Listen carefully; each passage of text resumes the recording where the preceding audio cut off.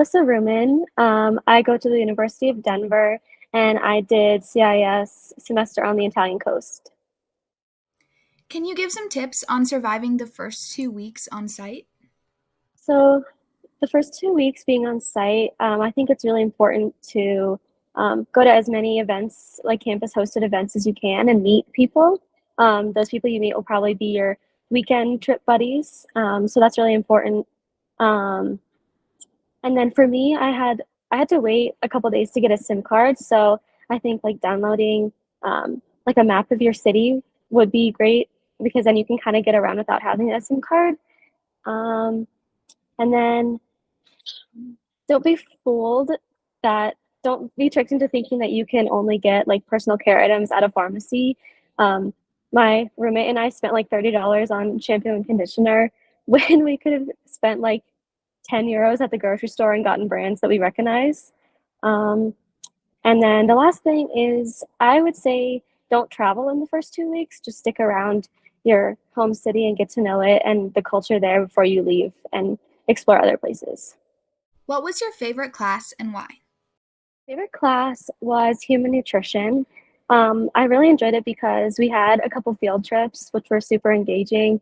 My favorite field trip was we went to like a cooking class taught by some older, like an older Italian couple, and it was really amazing to just see like they knew all the recipes by heart and like didn't even measure anything. They could just tell how much flour to add by looking at it. So it was super neat. It was probably one of the most authentic Italian experiences I had while I was abroad.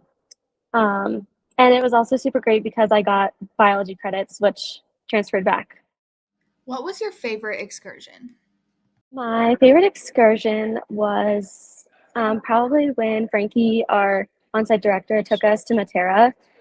It's a super old and like a really amazingly historical city, and I would not have made it there on my own. So it was really great that he organized the whole thing and like provided the accommodation, and he always made sure we had a really like authentic meal. And he he like scheduled this dinner and like musical or like theater production during dinner, and so it was just kind of fun to see like locals doing something they love and like get to know like kind of the humor of Italian culture and like some of the old like myths and stuff that they tell their kids. So it was pretty cool.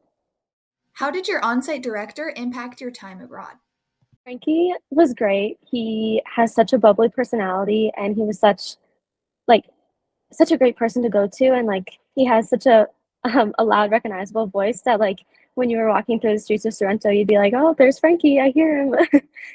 But yeah, he was just like he knew all the locals, and so he could like point you in places to get souvenirs or whatever you were looking for, but then he was also such a familiar like American face.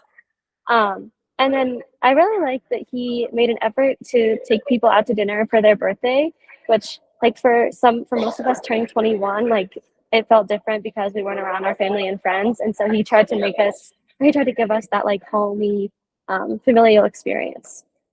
What surprised you about your time abroad? What surprised me about my time abroad was I think just how much I grew as a person and how much my confidence grew. It was my first time out of the US. So I was really, really nervous, like being by myself and not knowing how things worked. But I took two solo trips.